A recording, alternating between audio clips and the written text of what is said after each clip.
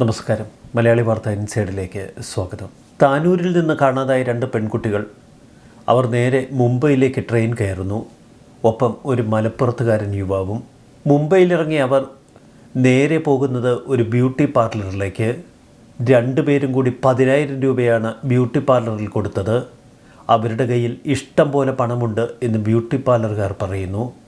എന്നാൽ മാധ്യമങ്ങളിലൂടെ നമ്മൾ കണ്ണോടിക്കുമ്പോൾ നമുക്ക് തോന്നിപ്പോകും, ഇതെന്താ ഒരു നിഷ്കളങ്കമായ ഒളിച്ചോട്ടമാണോ എന്ന്. ഇതിനു പിന്നിൽ കൃത്യമായ അജണ്ടയുണ്ട് എന്ന് വ്യക്തം.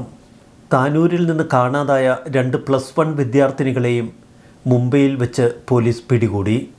ഇവർ മുംബൈയിൽ എത്തിയതായി വിവരം ലഭിച്ച നിമിഷം മുതൽ പോലീസ് ഊർജിതമായി തിരച്ചിൽ ആരംഭിച്ചിരുന്നു. അതിനേക്കാളൊക്കെ സവിശേഷമായ മറ്റു ചില കാര്യങ്ങൾ കൂടി കേരളത്തിൽ സംഭവിച്ചു. കേരളത്തിലെ ചാനലുകളൊക്കെ ലൈവ് സംപ്രേക്ഷണവുമായി ഇന്നലെ നിരന്നു നിന്നു. ഈ കുട്ടികൾ മൊബൈൽ ഫോൺ ഉപയോഗിക്കുന്നവരാണ്. അവരുടെ കയ്യിലിരിക്കുന്ന സ്മാർട്ട് ഫോണിൽ എന്തായാലും അവർ ചാനലുകളൊക്കെ തിരയും.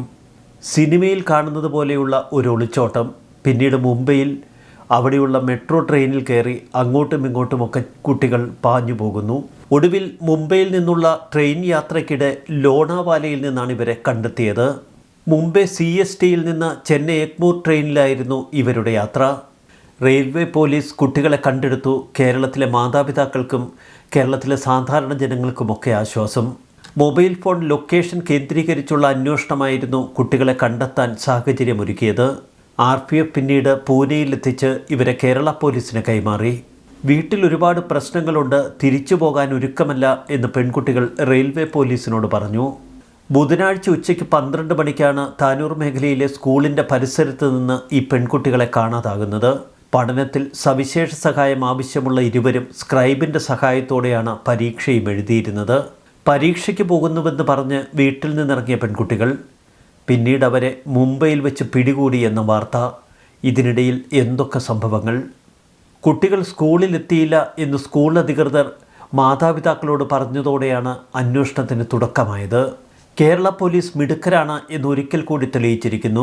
മൊബൈൽ ഫോൺ ലൊക്കേഷൻ കേന്ദ്രീകരിച്ചുള്ള അന്വേഷണമാണ് പോലീസ് നടത്തിയത്. മുംബൈ ഛത്രപതി ശിവാജി ടെർമിനലിന് സമീപമുള്ള മലയാളിയുടെ സലൂണിൽ ഇവർ എത്തിയതായി ഇടയ്ക്ക് പോലീസിന് മനസ്സിലായി. ഇതോടെ സലൂൺ ഉടമ ലൈവിൽ എല്ലാ ചാനലുകളിലും നിറഞ്ഞു. തൻ്റെ സലൂണിൽ കുട്ടികൾ എത്തിയിരുന്നു എന്നവർ വിശദീകരിക്കുമ്പോൾ ആ പറച്ചിലിലും ചില പൊരുത്തക്കേടുകൾ.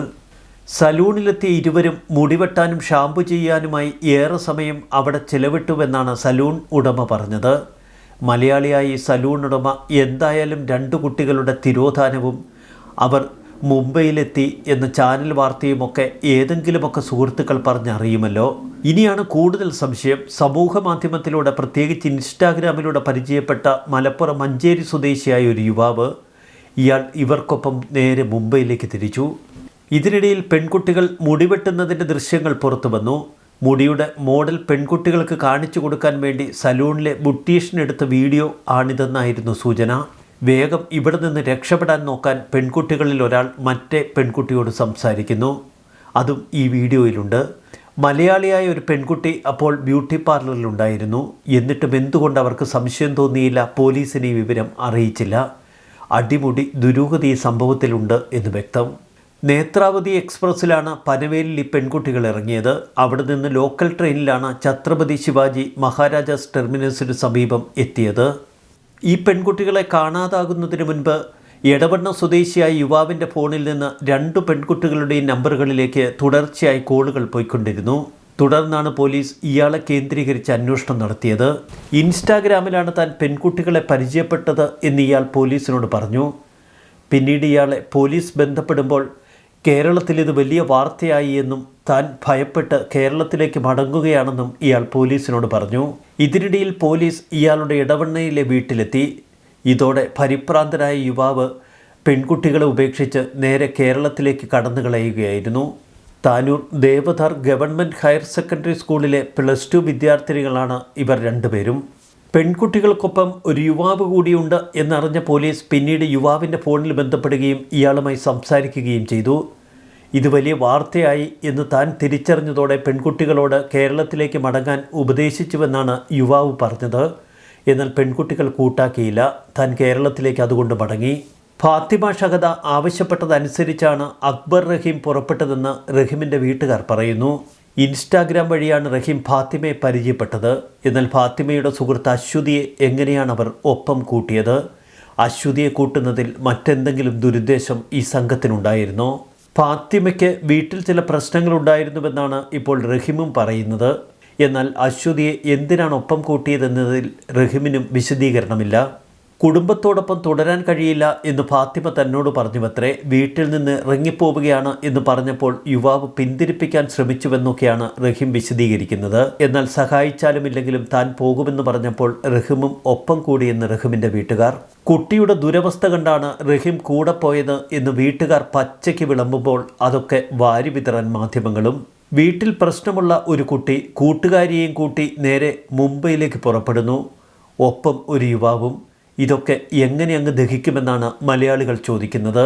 മുംബൈയിലേക്ക് പോകാനുള്ള കുട്ടികളുടെ പ്ലാൻ അറിഞ്ഞുകൊണ്ട് തന്നെയാണ് കോഴിക്കോട്ടേക്ക് റഹീം ചെന്നത്. കോഴിക്കോട് റെയിൽവേ സ്റ്റേഷനിൽ റഹീം എത്തുമ്പോൾ റഹീമിൻ്റെ ടിക്കറ്റ് കൂടി ഈ പെൺകുട്ടികൾ എടുത്തു വെച്ചുകൊണ്ടിരിക്കുന്നു. ഇത്രയധികം പണം ഈ കുട്ടികളുടെ കയ്യിൽ എവിടെ നിന്നെത്തി? ഇതിനു പിന്നിൽ വലിയ റാക്കറ്റുണ്ടോ എന്ന് സംശയിക്കേണ്ടിയിരിക്കുന്നു. കുട്ടികളെ കണ്ടെത്തിയ വിവരം താനൂർ പോലീസ് സ്ഥിരീകരിച്ചു. രാത്രി 1:45 ട്രെയിൻ ലോണാവാലയിൽ എത്തിയപ്പോഴാണ് റെയിൽവേ പോലീസ് ഇവരെ പിടികൂടിയത്. തുടക്കത്തിൽ പോലീസിനോട് സഹകരിക്കാതിരുന്ന ഇവർ പിന്നീട് സമ്മതിച്ചു. കുട്ടികൾ ഈ ട്രെയിനിൽ തന്നെ ഉണ്ട് എന്ന വിവരം കേരള പോലീസാണ് റെയിൽവേ പോലീസിന് കൈമാറിയത്. തുടർന്ന് RPF ഇവരെ പിടികൂടാനുള്ള നീക്കം നടത്തി. ഇപ്പോൾ റഹീമിനെ വെളുപ്പിക്കാനുള്ള ചില നീക്കങ്ങൾ നടത്തുന്നു. 16 വയസ്സുള്ള 2 പെൺകുട്ടികളെ കേരളത്തിൽ നിന്ന് തട്ടിക്കൊണ്ടുപോയതിന് പിന്നിൽ വലിയ മാഫിയ സംവിധാനമുണ്ടോ എന്ന് സംശയിക്കേണ്ടിയിരിക്കുന്നു. ഇത് വലിയ വാർത്തയായതുകൊണ്ട് പെൺകുട്ടികൾ സുരക്ഷിതമായി കേരളത്തിൽ തിരികെ എത്തി. ഒപ്പം പോലീസ് ഉണർന്നു പ്രവർത്തിച്ചു. കേരള പോലീസിന് അഭിനന്ദനങ്ങൾ. ന്യൂസ് ഡെസ്ക് മലയാളി വാർത്ത ഇൻസൈറ്റ്.